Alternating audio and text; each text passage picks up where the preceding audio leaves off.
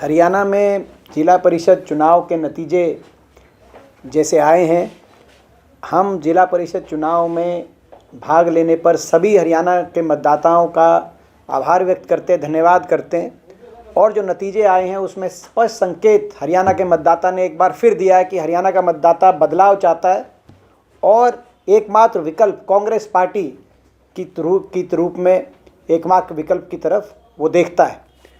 इन चुनाव के अंदर 411 वार्ड्स पर चुनाव हुआ, जैसा कि आपको जानकारी है। और इन 411 वार्ड्स में भारतीय जनता पार्टी ने, आम आदमी पार्टी ने, इनेलो ने अपने सिंबल पे ये चुनाव लड़ा। भारतीय जनता पार्टी के मात्र 22 पार्षद जीत के आए 411 वार्ड में।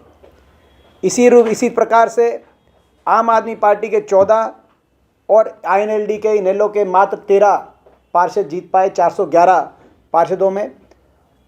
और वोट प्रतिशत की बात करें तो बीजेपी को मात्र 5.1% वोट मिली, आम आदमी पार्टी को 3%, आईएनएलडी को 3% और बहुजन समाज पार्टी को 2%। यानी कि 88% मतदाताओं ने, हरियाणा के मतदाताओं ने निर्दलीय उम्मीदवारों को अपना मत दिया। लगभग इन निर्दलीय उम्मीदवारों में से और जो जीते हैं, जो पार्षद बने निर्दलीय, उनमें से बहुत बड़ी संख्या में कांग्रेस के समर्थित या कांग्रेस के हमारे कार्यकर्ता शामिल हैं। जो नतीजे आए हैं, एक बार फिर नतीजों ने दिखाया है कि हरियाणा के अंदर बड़े बहुमत से लोगों ने भारतीय जनता पार्टी की सरकार को, बीजेपी जेजेपी सरकार को नकारने का काम किया है।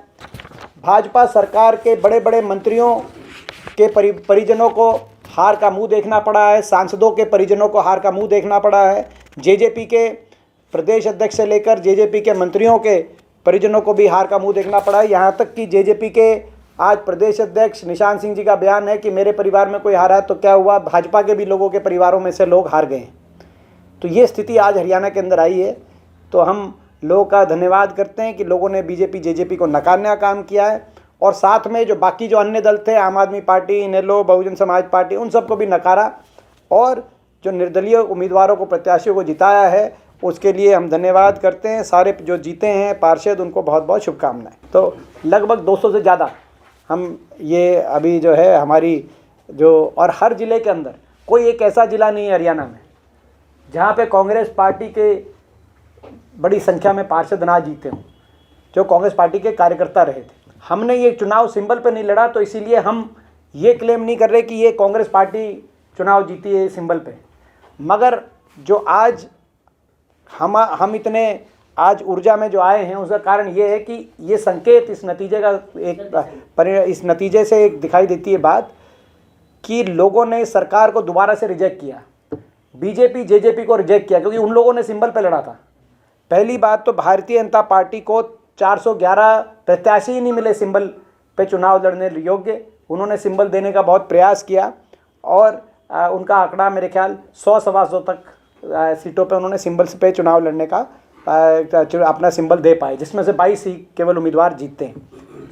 तो सरकार के लिए इतना बड़ा झटका, मैं नहीं मानता कि इतना बड़ा झटका जब से सरकार ये बनी है, इतने बड़े बहुमत में लोगों ने सरकार के उम्मीदवारों को हराने का काम, चाहे निकाय के चुनाव आए हों, चाहे वो लोकल बॉडी के पंचायत के चुनाव आए हों, चाहे वो मेयर के चुनाव में, हमारे 3-4 बार चुनाव होते हैं हरियाणा में, जैसे कि आपकी जानकारी है। लेकिन इससे ये स्पष्ट है कि ग्रामीण अंचल में लोग बदलाव चाहते हैं।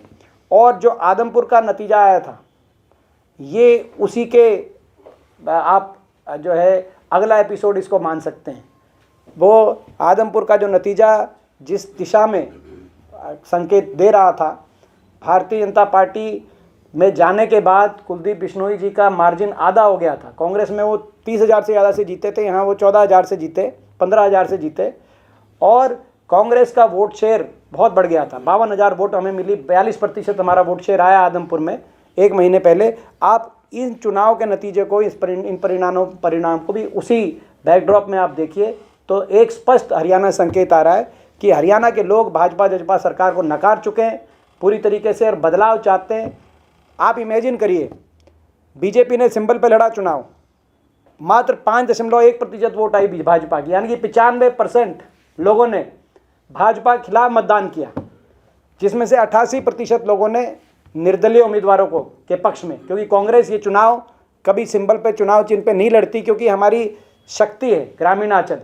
हमारे लगभग सारे विधायक ग्रामीणांचल से हैं। हम अपनी शक्ति को विभाजित नहीं कर सकते। हम 2 उम्मीदवारों को का चयन करके एक को दूसरी कहीं नहीं जाते। तो इसीलिए हम लगभग निष्पक्ष रहते हैं, और जहाँ पर स्थानीय हमारे नेता ज़रूर किसी न किसी का समर्थन करते हैं, और उसी आधार पर मैं कह रहा हूँ कि 200 से ज़्यादा ऐसे प्रत्याशी जीते हैं जिसने हमारे स्थानीय नेताओं ने जिनका समर्थन किया है। लेकिन पूर्ण जो परिणाम ओवरऑल जो आया है वो एक बदलाव का परिणाम आया है। ओवरऑल परिणाम इस सरकार के लिए एक बड़ा झटका है। इस सरकार के बड़े बड़े मंत्री, जो आप जानते हो, नायब सैनी जी के परिवार की बात हो, चाहे वो रामकरण काड़ा के परिवार की बात हो, चाहे वो अनूप धानक के परिवार की बात हो, चाहे वो निशान सिंह के परिवार की बात हो, बड़े बड़े बीजेपी के, जेजेपी के मंत्रियों के, सांसदों के परिजन जिस तरीके से बुरी तरह लोगों ने नकारने का काम उनको किया, ये एक संकेत इस बात का है कि जो है लोग बदलाव चाहते हैं।